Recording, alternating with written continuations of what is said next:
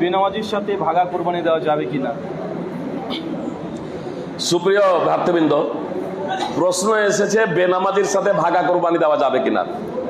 প্রথম নম্বর কথা হচ্ছে যে কোরবানি একা একাই দেওয়াটা হচ্ছে উত্তম। গরু এবং উটে ভাগে কোরবানি দেওয়া জায়েজ, একা একাই দেওয়াটা হচ্ছে উত্তম, এটা মাথায় রাখবেন।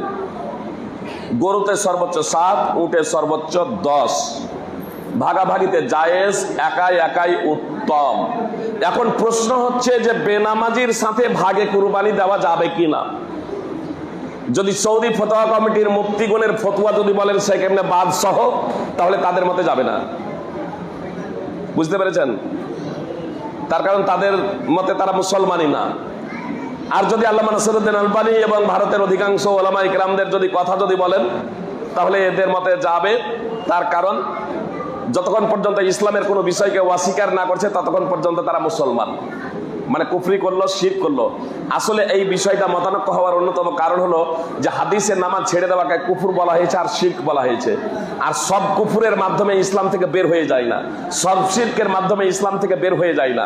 মানে যখন বড় ধরনের কুফর হয় এবং বড় ধরনের শিরক হয় তখন ইসলাম থেকে বের হয়ে যায়। তো নামাজ ছেড়ে দেওয়া কত বড় কুফর?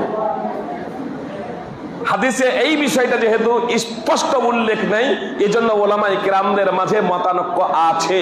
আমি অবশ্য আপনাদেরকে বলবো যে যারা নামাজি আছেন, নিজের ইবাদত, নিজের কুরবানি যাতে খাঁটি হয়, বিশুদ্ধ হয়, আল্লাহ তাআলার দরবারে গৃহীত হয়, এজন্য সন্দেহ মুক্ত হয়ে ভাগে যদি কুরবানি দিতেই হয় তাহলে নামাজি খুঁজেন, নামাজিরা দেন, বেনামাজি থেকে বিরত হয়ে যান। জি, আর যদি আপনি দিতে না পারেন এটা তো ওয়াজিব নয়, দিতে পারবেন না, কোনো সমস্যা নেই। জি, বেনামাজিরা দেন, নামাজিরা দেন। শুধু এটা কুরবানির জন্য কেন প্রশ্ন করছেন? মেয়ের বিয়ে দিচ্ছেন তখন জিজ্ঞেস করছেন না, ছেলের বিয়ে দিচ্ছেন তখন জিজ্ঞেস করছেন না যে মানে কুরবানি যাদের নিকটে কুরবানি দেওয়া যাবে না, মানে অমুসলিম বলে ওর সাথে বিয়ে শাদিও দেওয়া যাবে না।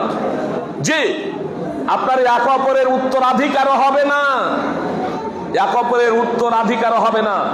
আর মারা গেলে তার জানাজার নামাজও পড়া যাবে না, নামাজিদের গোরস্থানে তাদের দাফনও করা যাবে না। তো আমরা বিয়ে শাদিও দেব, গোরস্থানেও থাকবো, সমস্ত কিছু করব। কিছু কিছু ক্ষেত্রে শুধু আমরা প্রশ্ন করি ফিতরা নেওয়া যাবে? আরে ফিতরা তো সাধারণ বিষয়। আগে বিয়ে দিচ্ছেন, সাক্ষী থাকছেন, তার ওয়ালিমা খাচ্ছেন মুসলমান হিসেবে, এটা তো প্রথমত আগে ইয়ে করেন। ফল কথা নির্ভর করছে যে সে মুসলিম কি মুসলিম নয়। বলেন। দ্বিতীয়